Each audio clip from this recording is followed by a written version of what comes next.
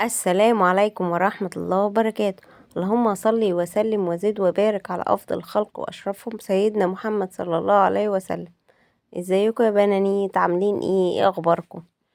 وديت بنوتي المدرسة وجبت فطار جامد بقى.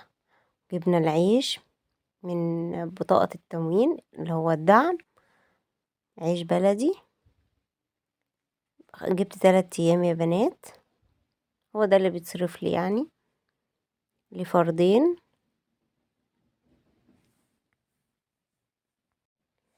جبت بقى العجينة والفول، جبت ب5 عجينة وب5 فول.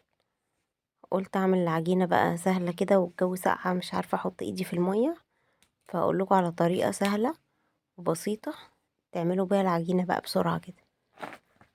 رحت جايبة بيضاية وحطيت عليها ملح وفلفل اسمر وقلبتها كويس. طبعا حطيت الزيت على النار، الزيت اللي انا كنت قالية بيه البطاطس امبارح. بحطه يا بنات في بتاع ازاز، وبحطه في رف التلاجة وبستعمله تاني عادي. اللهم صل وسلم وزد وبارك على أفضل الخلق وأشرفهم سيدنا محمد صلى الله عليه وسلم. بعدين حطيت على البضاية العجينة، بصوا من غير ايدي ما تتلوث ولا اي حاجة ولا تتعاص عشان ما اغسلهاش. وقلب قلب قلب قلبت كويس. وبعدين نيمت العجينة كده في الطبق كله، نيمتها تمام تمام. وبعد ما نيمتها رحت دلقة عليها الكزبرة الناشفة والسمسم اللي انا كنت مقلباه في الطبق اللي جنبي، وحطيتهم على الوش كده. وبقيت اخد بالمعلقة حتة حتة. انا بعمل كده على طول لبنات، قليل قوي لما بعملها محشية يعني. زي المرة اللي فاتت في الفيديو بقى اللي فات عملناها محشية وجميلة. بصوا اهو، حطيت الزيت بقى، هشوفه اتقدح ولا لا. اللهم صل وسلم وزد وبارك على افضل الخلق واشرفهم سيدنا محمد صلى الله عليه وسلم. وجيت اعمل الفول يا بنات، ما لقيتش طحينة. عايزين ننزل نجيب طحينة. انا بجيب الطحينة بتاعتنا من السرجة اللي عند الاشرف، جامع الاشرف. بصوا اهي بنيمها ازاي، نايم نايم نايم. وهدلق عليها اهو. بصوا السمسم هدلقه كده جامد، واروح عاملاه برضو بالمعلقة، واروح واخده على طول بصوا بطبطب عليه كده بالمعلقة تمام. واروح واخده كده زي كورة كده صغنونة، واروح حطها. بيطلع حلوة وجميلة وهتشوفوا معانا.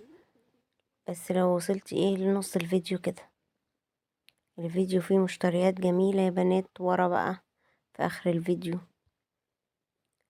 الناس اللي بتحب المشتريات.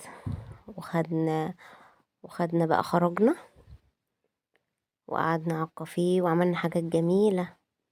بس اتفرجي لنهاية الفيديو، هتستمتعي الفيديو ده ان شاء الله بإذن الله. اللهم صل وسلم وزد وبارك على افضل الخلق واشرفهم سيدنا محمد صلى الله عليه وسلم. بصوا على طول، بصوا انا عاملة كل حاجة قدامكم اهي، ومبطئة كمان. شايفين؟ عملت لي ب5 جنيه عجينة يا بنات، عمل لي شوفوا قد وبضاية كمان يعني. عملت حاجة مفيدة. وكمان من الزيت عندنا، يعني الزيت عندنا مش مقلي فيه كتير، وحاجة نظيفة. وحطيت بيض،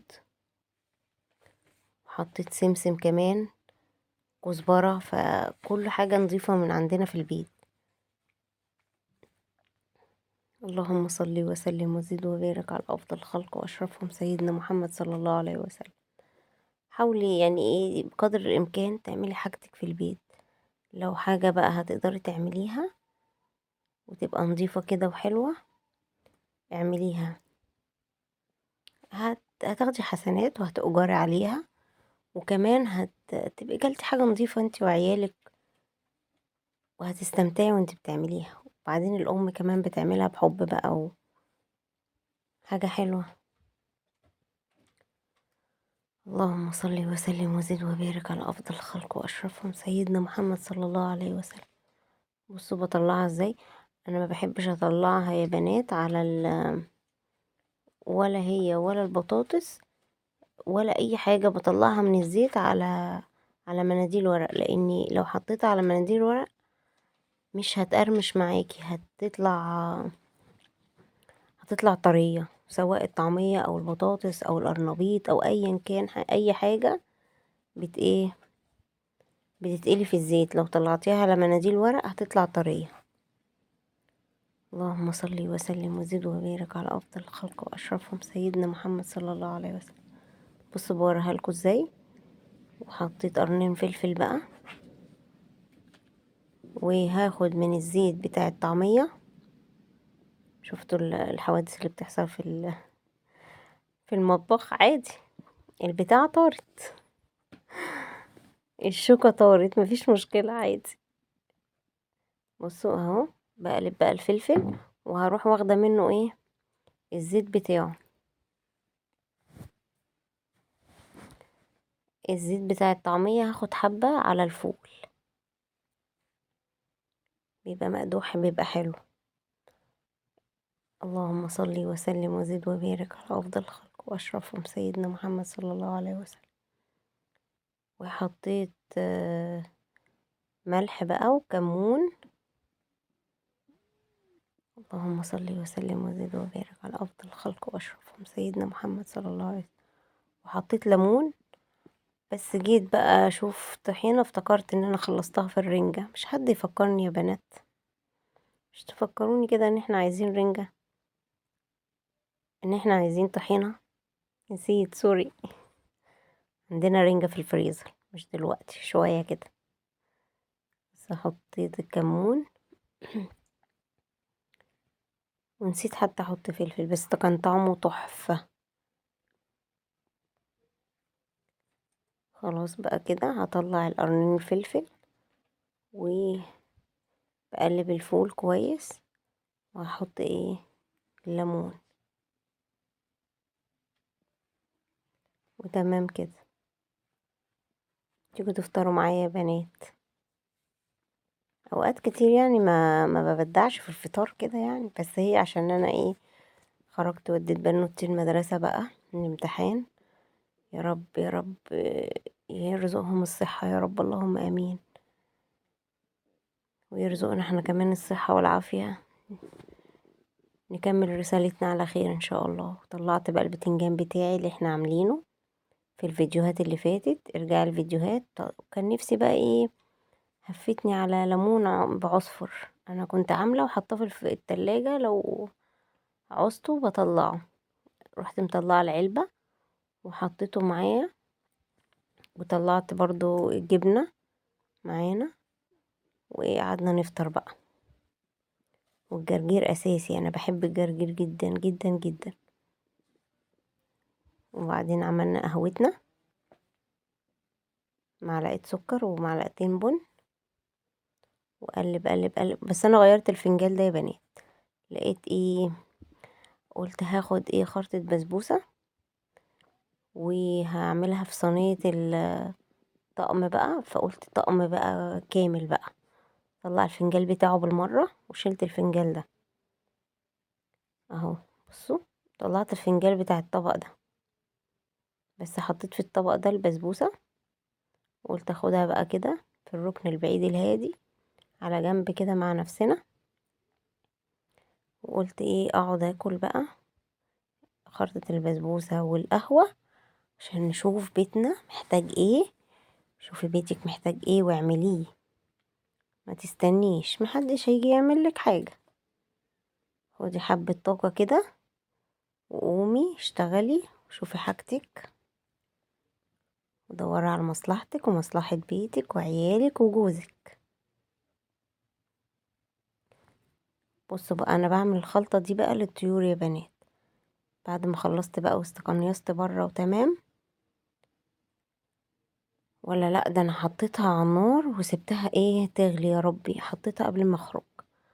بصوا بقى، حطيت كمون وحطيت ينسون. كان عندي ينسون في باكت، رحت فاتحاه. وهحط كزبرة ناشفة. دي بقى خلطة بعملها للطيور اللي عندي تحت، والايه الكتاكيت الصغننة البيضة، كتاكيت البيضة. بعملها لها تحت عشان الجو ساقعة، وهاخد منها لفوق للطيور بتاعت فوق بقى والبط، يعني الجو ساقعة بقى وكده. اهو بوريكم ان ايه خدت ينسون. اللهم صل وسلم وزد وبارك على افضل الخلق واشرفهم سيدنا محمد صلى الله عليه وسلم. وخدت بقى الحاجة بتاعتي برا، سبت الحاجة بقى على النار ايه تعمل. بصوا الاضاءة الجميلة، نور الشمس الجميل. قعدت بقى اكلت هنا البسبوسة وايه والقهوة، وشربت القهوة.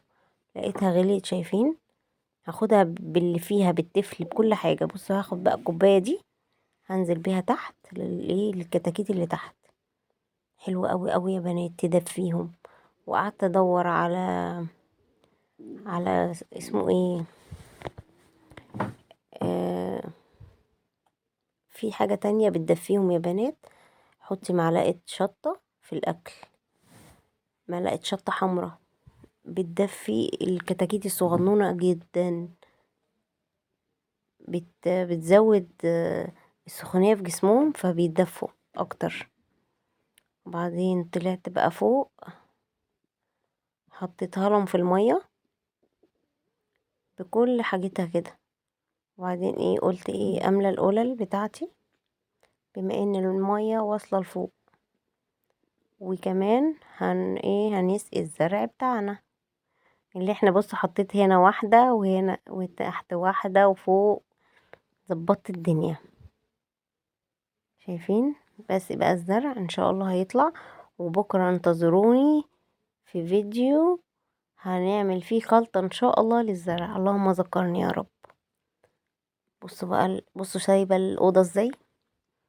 اما بنتاتي بقى بيروحوا الدروس، انا بقوم بقى على الأوضة مع نفسي، بسيبهم بقى يبقى يعملوا الدنيا ويخلصوا ويمشوا بقى على الدروس. انا بقى اشتغل في الأوضة بتاعتهم. انما طول ما هم في الأوضة فبسيبهم براحتهم، وانا بشتغل بره بقى في المطبخ، في الصالة، في اي حاجة. ويمشوا بقى على الدروس، اشتغل انا. باستثناء بقى لو انا هطلع الحاجة في الشمس، بخش عادي واروح مطلعة الحاجة في الشمس، ولما ينزلوا بقى اروح مخرجاها انا. بسيبهم بقى يعملوا براحتهم، لان هم في دروس بقى ومذاكرة. فالله يعينهم يا رب، الله يعين كل طفل يا رب، لان الدراسة بقت صعبة جدا. ربنا يعينهم يا رب، ويقدرهم يا رب، ويقدر كل واحد على قد تعبه. اللهم امين يا رب العالمين. يا رب يجازيهم على قد تعبهم، بيتعبوا بجد. انا شايفة ان بناتي بيتعبوا جدا. ربنا يعينهم يا رب، ويرزقهم يا رب. اللهم امين يا رب العالمين. يدي كل واحد على قد على قد تعبه. اللهم امين يا رب العالمين.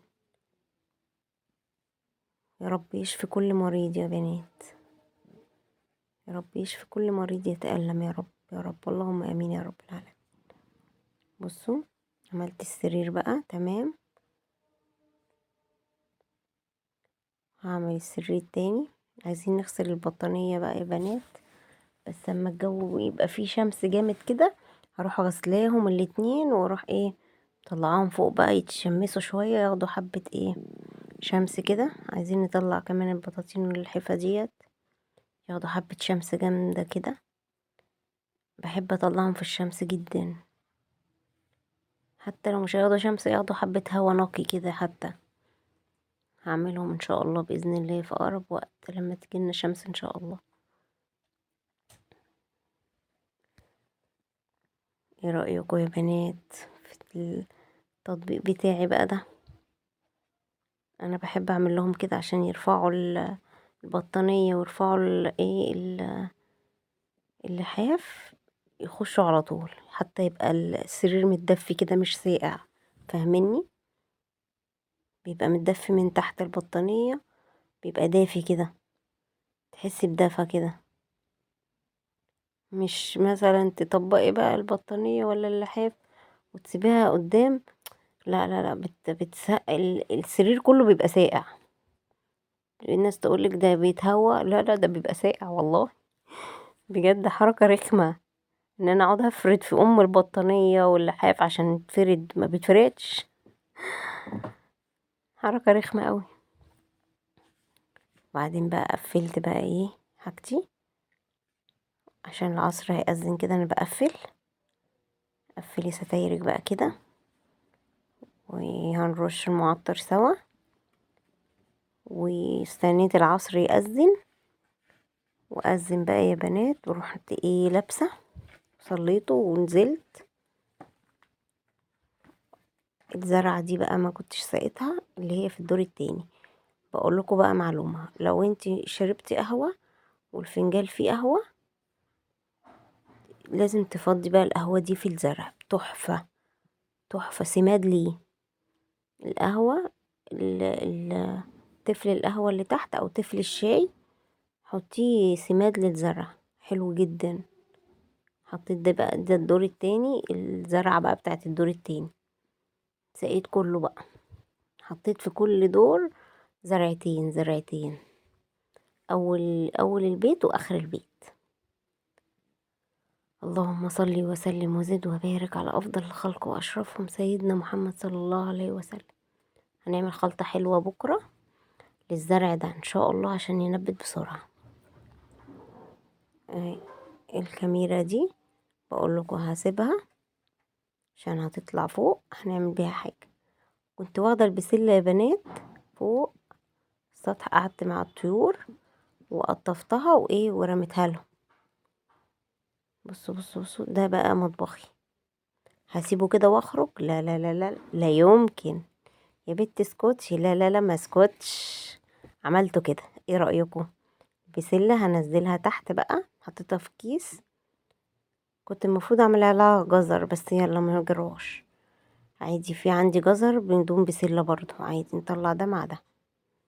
هحطها تحت بقى، هنزلها تحت معايا هي وايه وكيس الخميرة اللي هنعمل بيه حاجة بكرة. انتظروني في فيديو ان شاء الله بكرة جميل. نعطر الفوطة ونعطر الدنيا كده عشان تيجي بقى تلاقي ايه طاقة ايجابية كده وحاجات جميلة. ونعطر برضو البيت عشان اطلع، عشان ريحة حلوة. واقفل بيتي نضيف واجي يا دوبك اذا كنت هتغدى وتمام كده. يلا بقى اخدكم معايا في الخروجه، بس ما قدرتش اصور كل حاجه لاني انا كنت شايله الشنط، فما عرفتش اطلع الموبايل واصور. بس قعدنا انا وبنوتي على كافيه وصورته لكم. هي طلبت ايه كوكتيل، وانا ايه شربت القهوه بتاعتي. على ما الراجل بتاع المكنه الطباعه يفتح واخد منه ايه الحبر بتاعي. اسيبكم بقى في المشتريات، اتفرجوا عليها وقولوا لي ايه رأيكم فيها. ما تنسوش تروحوا عند البيج اللي انا بعتها. السلام عليكم ورحمة الله وبركاته. اللهم صل وسلم وزد وبارك على افضل الخلق واشرفهم سيدنا محمد صلى الله عليه وسلم.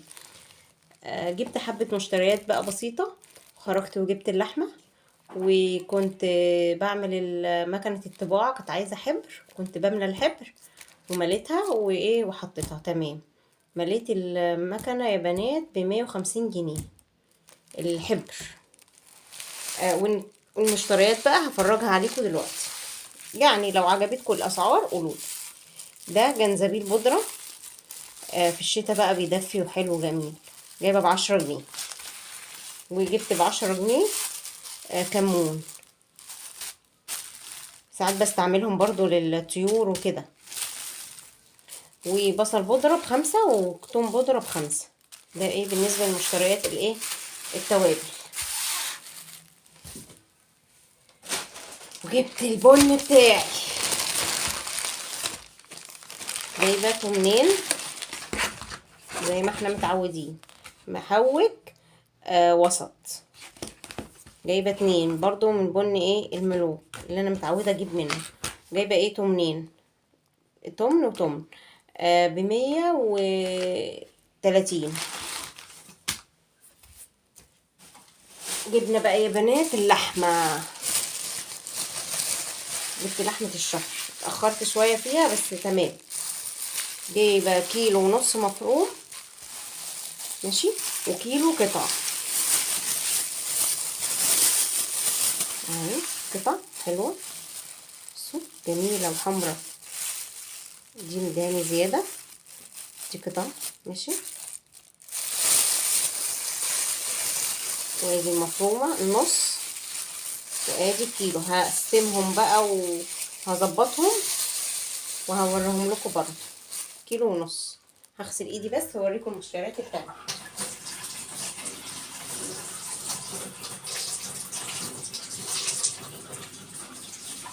معذرة بقى لصوت المية، بس عشان اوريكم اللحمة ان هي جميلة وحلوة. جايباها يا بنات من عند سالم بتاع الجزار، سالم الجزار، حلوة قوي، عجبتني. جبتها المرة اللي فاتت وعملتها معاكم فعجبتني، فقلت اجيب منه تاني، وهنشوف وهنجرب، وادي احنا الحياة تجارب. نتكلم بقى عن الايلاينر ده. الايلاينر ده مش عايزه اقول لكم تحفه يا بنات. لازم ندعم بقى البنات العسلات اللي شغالين بقى من بيوتهم وعايزين يشتغلوا في حاجه كويسه وحاجه حلوه، ونجرب. لو ما عجبناش نقول لهم يجيبوا الاحسن، وهي اهي الحياه تجارب زي ما احنا قلنا. فربنا يرزقها يا رب. بس بجد عن تجربه، وناس جربت معايا، هم معايا على الصفحه، الناس اللي جربوا يقولوا ان بجد تحفه، بجد القلم ده تحفه. هاخده لكم سكرين،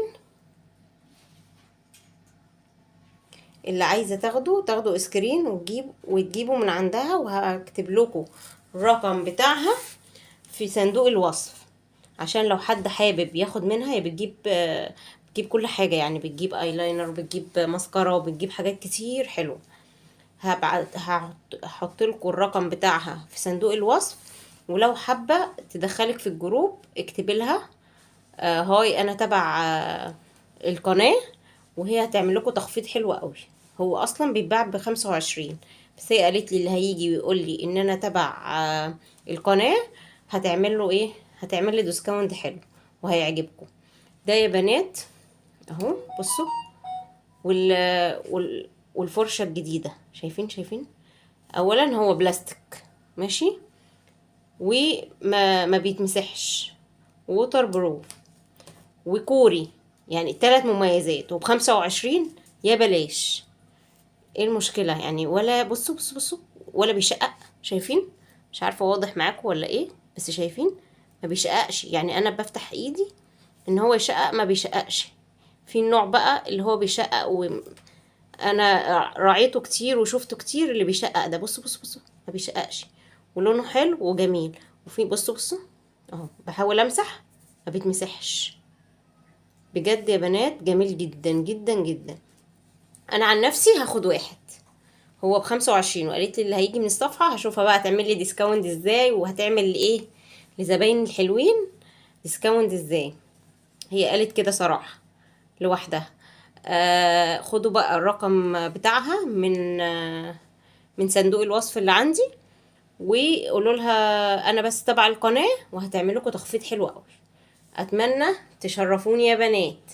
يلا باي، في حفظ الله.